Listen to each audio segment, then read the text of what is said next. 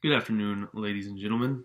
My name is Gabriel Caparuccia, and I welcome you to my AVIA 490 Aviation Capstone presentation on the negative implications of a required COVID vaccine within the aviation industry.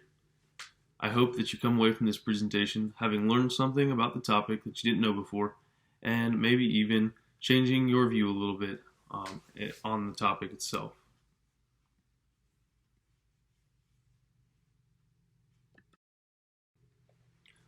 What if someone forced you to inject yourself with a biological preparation or face losing your job? What if this medical procedure went against your personal beliefs, but your employer didn't care? This is a very real possibility and has been in the works over the past several months. There are major problems with a required COVID vaccine for those in the aviation industry, and a required vaccine will have serious negative impacts upon the aviation industry. This presentation will attempt to inform the audience on why the COVID vaccine, if required by the aviation industry, or the airlines in particular, could be detrimental to the aviation industry.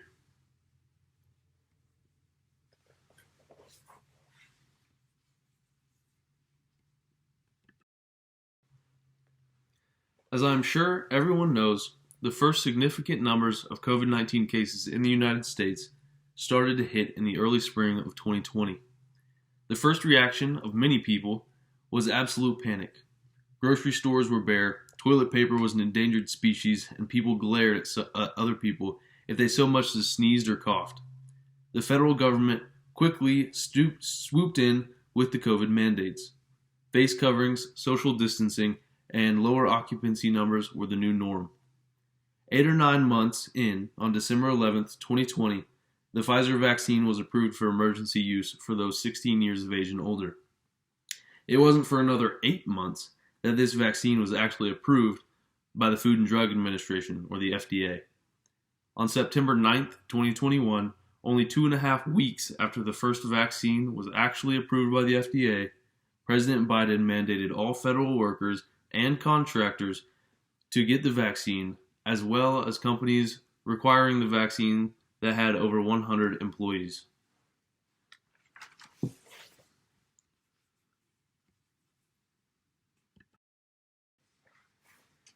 We're going to focus on the OSHA rule, which is the one that got the airlines. This OSHA rule, that companies with 100 plus employees require the vaccine, covered around 80 million workers in the United States alone. It stated that businesses that did not comply by requiring their employees to get the vaccine could face fines of up to $14,000.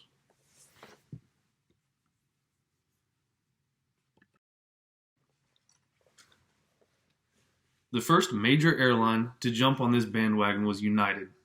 The CEO of United Airlines announced on August 6, 2021, that they would be requiring the vaccine for all employees, which, if you look, was before the federal mandate and before FDA approval of the Pfizer vaccine. United employees were graciously given about 2 months to comply or face being fired. After United announced their mandate, other major airlines started to follow. Late September 2021 saw American, Alaskan, and JetBlue Airlines mandating the vaccine for their employees. This left only 2 airlines not requiring the vaccine.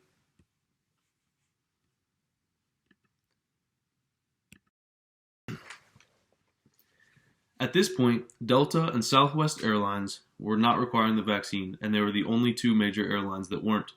However, this changed in October of 2021 when Southwest announced that it would start to mandate the vaccine for its 54,000 employees. The reason, as stated by CEO Gary Kelly, was Southwest Airlines must join our industry peers in complying with the federal government's COVID-19 vaccination directive. Delta did not mandate the vaccine, though they did offer financial compensation and incentives for employees to get vaccinated.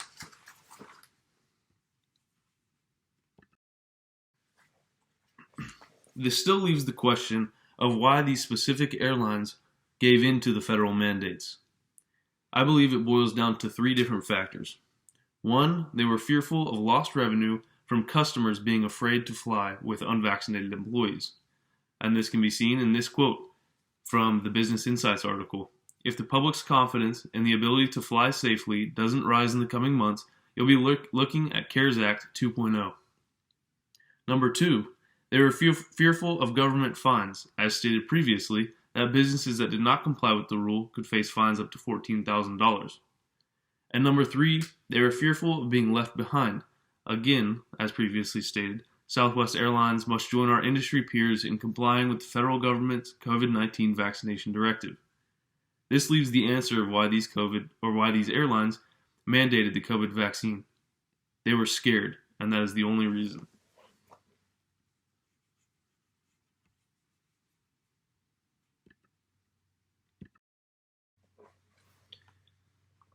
When presenting information, it is important to present from differing viewpoints and through various research lenses in order to add credibility and make relevant points. The lenses we will look at for this presentation are health and science, ethics, and of course, the biblical lens.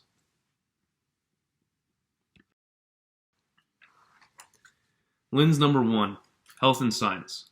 The supporting argument for this lens is that the COVID vaccine has a decent chance of causing negative health risks such as myocarditis amongst other negative health risks.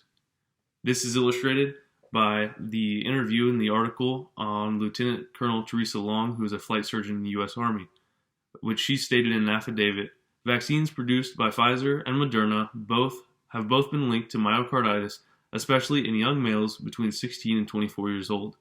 One complication of myocarditis is sudden cardiac death. For obvious reasons, this is a significant factor of why pilots should not be required to get the COVID vaccine. The opposing argument in this lens is that the negative health symptoms of the COVID vaccines are extremely rare and usually not very serious. This is seen on the CDC website. They say that negative effects including myocarditis, anaphylaxis, thrombosis with thrombocytopenia syndrome, etc. are possible. However, they state that they are extremely rare and that the vaccines are safe, and they do recommend that everyone over the age of 5 get vaccinated.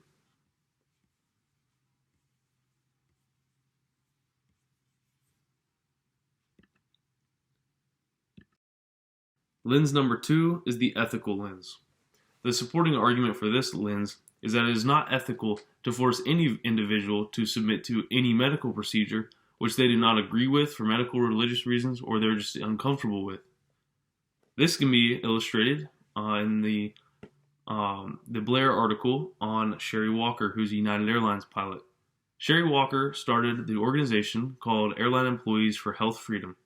Walker and her organization of like-minded airline employees are pushing back against what they view as an overreach by the industry to control their health and violate their religious freedom. This organization also helps airline employees push their exemptions on religious or medical bases and also is in the midst of several lawsuits against the airlines. The opposing argument for this lens is that it is ethical to require the COVID vaccine for employees because it is the best way to stop the virus from spreading.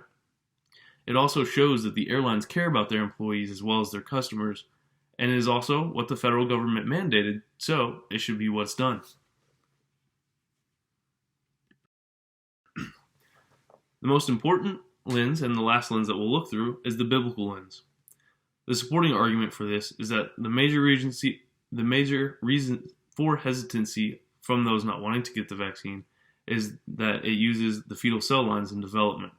Supporting any use of aborted fetuses or abortion in general is contrary to Scripture and also presents the possibility of long-term health problems. On the website Love Disciple, which is a theology web page, it states that the second most used fetal cell line in the United States was aborted for psychiatric reasons. This could have a direct impact upon the rise of mental illness in the United States. Also, we'll look at Scripture through the biblical lens. Proverbs 24:11-12 states, "Rescue those who are being taken away to death. Hold back those who are stumbling to the slaughter. If you say, 'Behold, we did not know this,' does not he who weighs the heart perceive it? Does not he who keeps watch over your soul know it? And will he not repay man according to his work?" It is public knowledge that the COVID vaccine uses fetal cell lines in aborted babies, so we as Christians should take no part in it.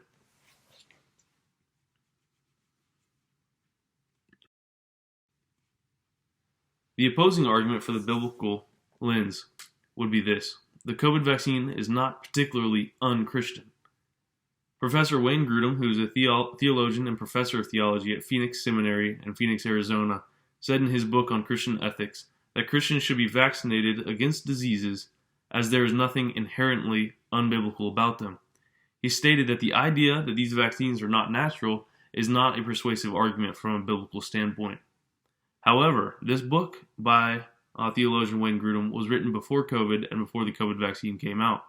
So in an effort to see what he thought about this vaccine, I emailed him, and his response was that he encouraged his students to get vaccinated, that he himself was vaccinated. However, he believed that it was very wrong for anybody to be forced in any circumstances to get the vaccine.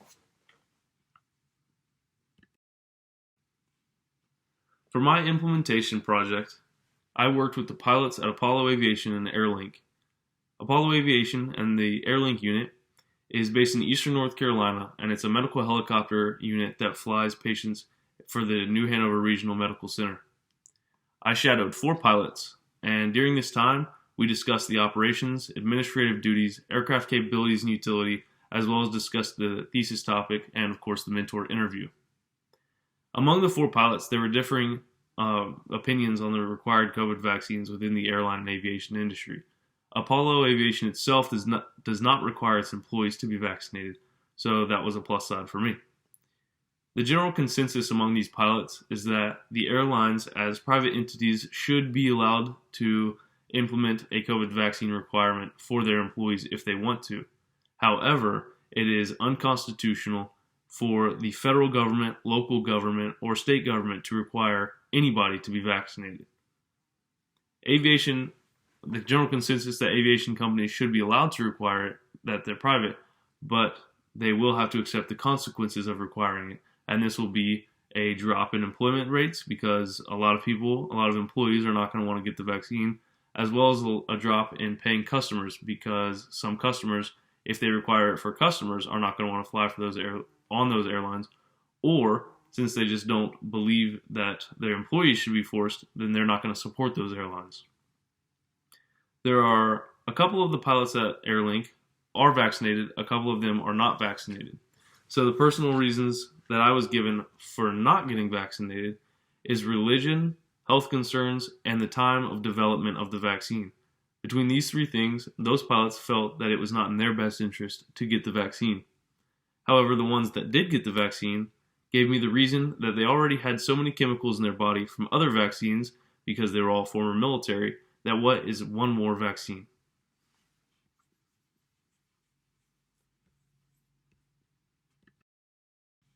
To conclude, the COVID vaccine will cause problems within the aviation industry if it is required of all airline employees. There is significant data that supports this statement, and this is available publicly. There are many websites, many articles, and many different internet-based web pages that you can go to learn more about it. All Americans should be given a choice as to whether or not they want to get the COVID vaccine, and no one should be looked down upon for not getting it. Here are my references for this presentation. I hope that you enjoyed this presentation and that you learned something about the topic, and that if you agree with me, that it solidifies your views. If you didn't agree with me to begin with, I hope that maybe this gives you some food for thought to maybe change your mind, or at least more concrete your reasons for required COVID vaccines. I wish you all the best of luck in all of your presentations and finishing out this semester. Thank you for watching.